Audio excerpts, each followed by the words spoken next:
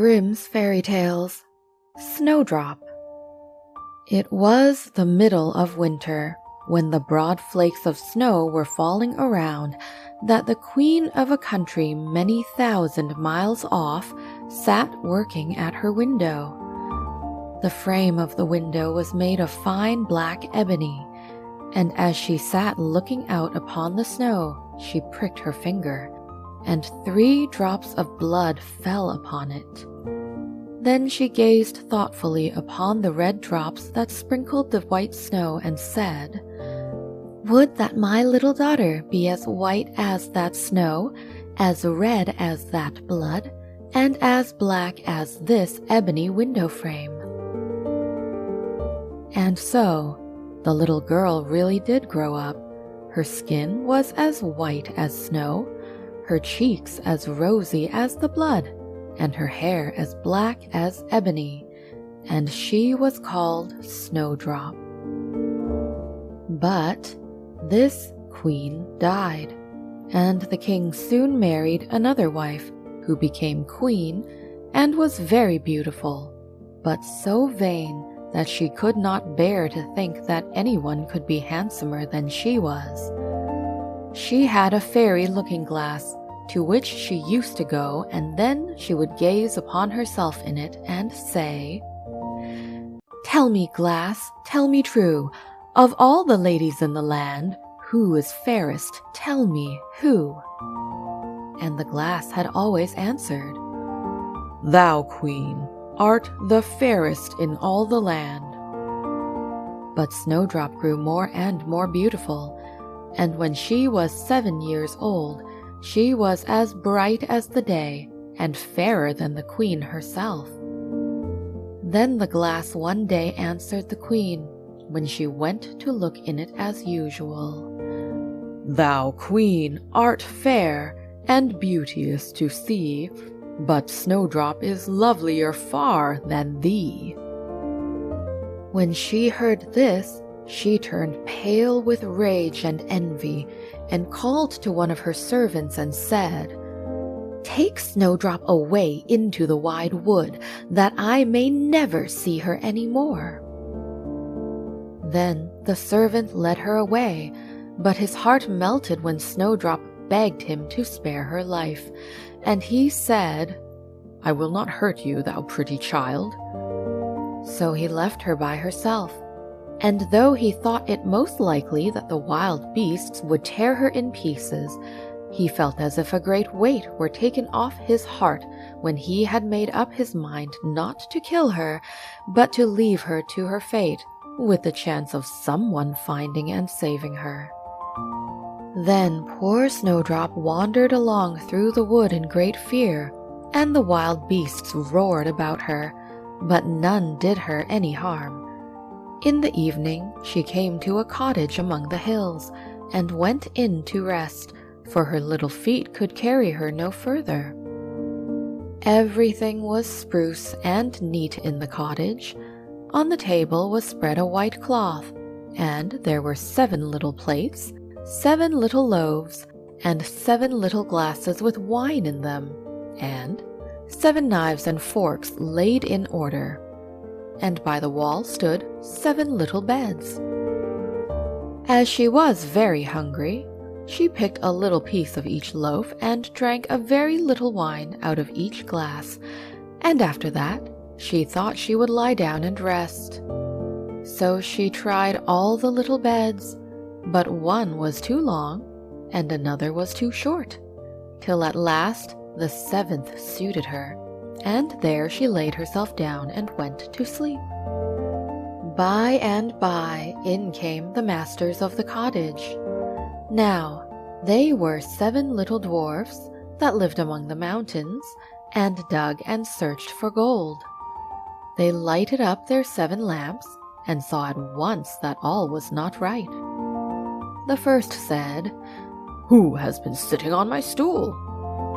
The second, "Who has been eating off my plate?" The third, "Who has been picking my bread?" The fourth, "Who has been meddling with my spoon?"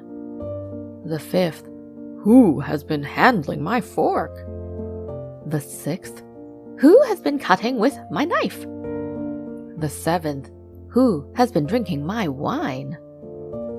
Then the first looked round and said, "Who has been lying on my bed?"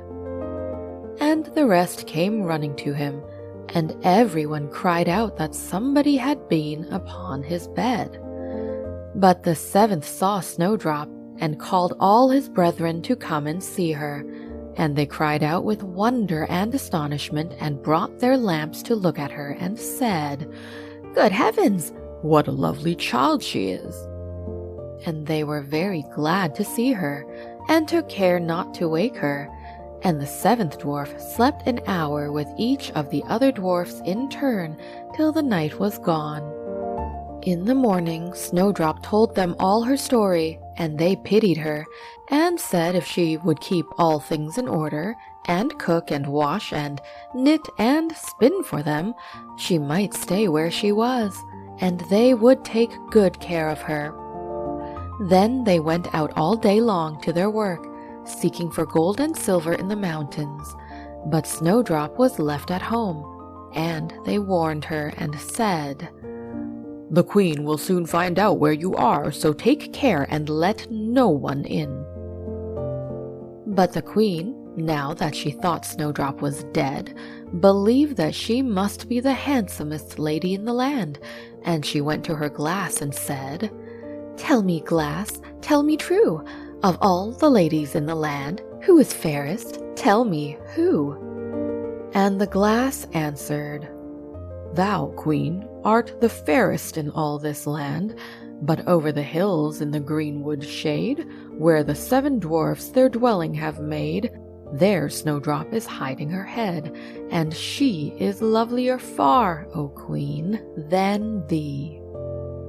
Then the queen was very much frightened, for she knew that the glass always spoke the truth, and was sure that the servant had betrayed her. And she could not bear to think that anyone lived who was more beautiful than she was, so she dressed herself up as an old peddler, and went her way over the hills, to the place where the dwarfs dwelt.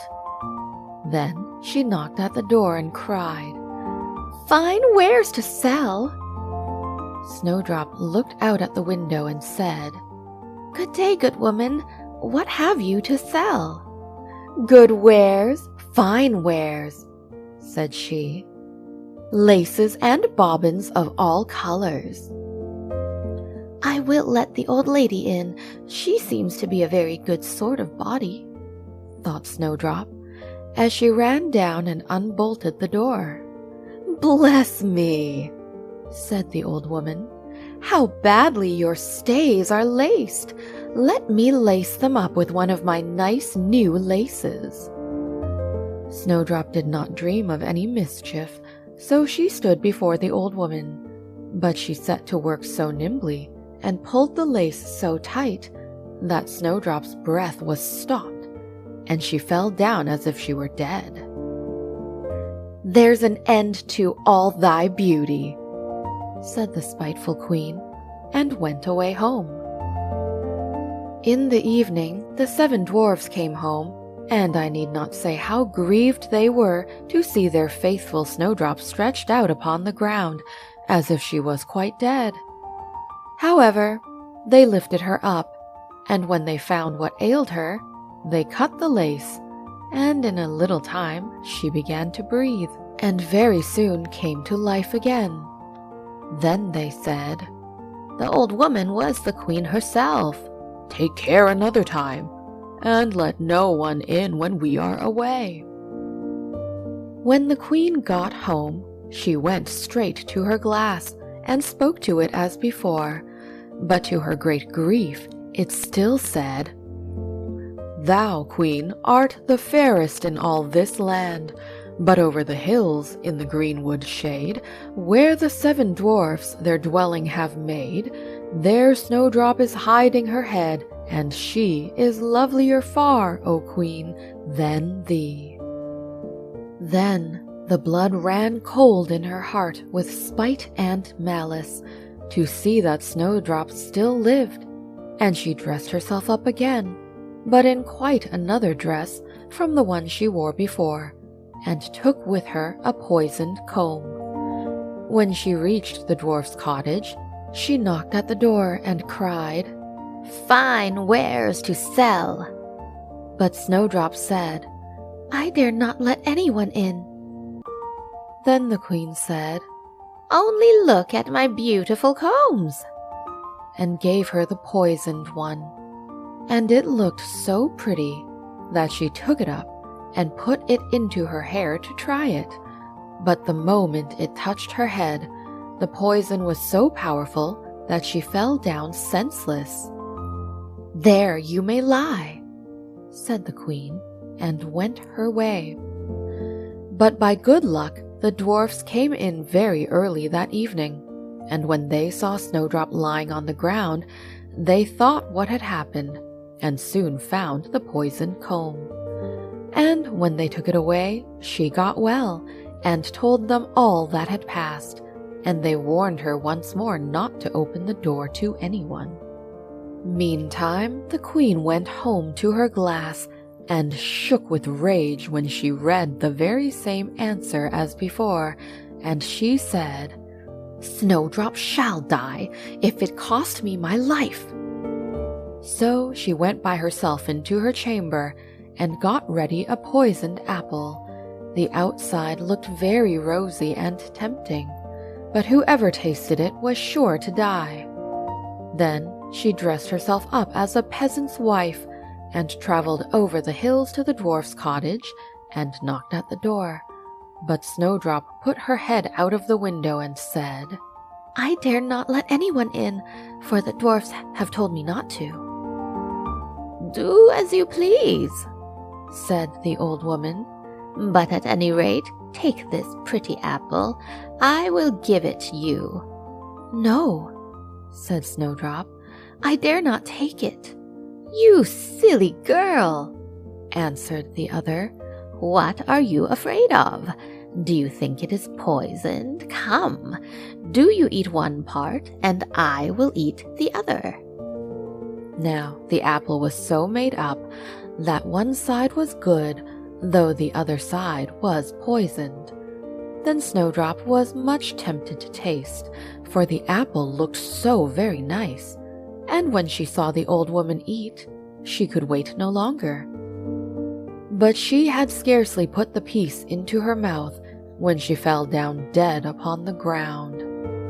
"This time nothing will save thee," said the queen, and she went home to her glass, and at last it said, "Thou, queen, art the fairest of all the fair." And then her wicked heart was glad and as happy as such a heart could be.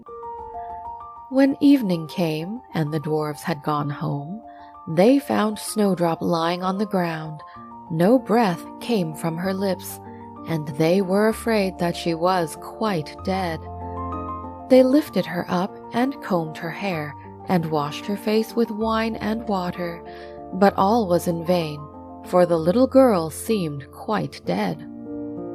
So they laid her down upon a bier, and all 7 watched and bewailed her 3 whole days, and then they thought they would bury her. But her cheeks were still rosy, and her face looked just as it did while she was alive, so they said, "We will never bury her in the cold ground." And they made a coffin of glass, so that they might still look at her, and wrote upon it in golden letters what her name was, and that she was a king's daughter. And the coffin was set among the hills, and one of the dwarfs always sat by it and watched. And the birds of the air came too, and bemoaned Snowdrop. And first of all came an owl, and then a raven, and at last a dove, and sat by her side. And thus Snowdrop lay for a long, long time, and still only looked as though she was asleep, for she was even now as white as snow, and as red as blood, and as black as ebony. At last a prince came and called at the dwarf's house, and he saw Snowdrop, and read what was written in golden letters. Then he offered the dwarfs money and prayed and besought them to let him take her away. But they said, "We will not part with her for all the gold in the world." At last, however, they had pity on him and gave him the coffin. But the moment he lifted it up to carry it home with him, the piece of apple fell from between her lips, and Snowdrop awoke and said, "Where am I?" And the prince said, "Thou art quite safe with me." Then he told her all that had happened and said, "I love you far better than all the world, so come with me to my father's palace, and you shall be my wife." And Snowdrop consented, and went home with the prince, and everything was got ready with great pomp and splendor for their wedding. To the feast was asked, among the rest, Snowdrop's old enemy, the queen. And as she was dressing herself in fine rich clothes, she looked in the glass and said, "Tell me, glass, tell me true, of all the ladies in the land, who is fairest? Tell me, who?" And the glass answered, "Thou, lady, art loveliest here, I ween, but lovelier far is the new-made queen." When she heard this, she started with rage. But her envy and curiosity were so great that she could not help setting out to see the bride. And when she got there, and saw that it was no other than Snowdrop, who, as she thought, had been dead a long while, she choked with rage and fell down and died. But Snowdrop and the prince lived and reigned happily over that land many, many years, and sometimes they went up into the mountains and paid a visit to the little dwarves who had been so kind to Snowdrop in her time of need.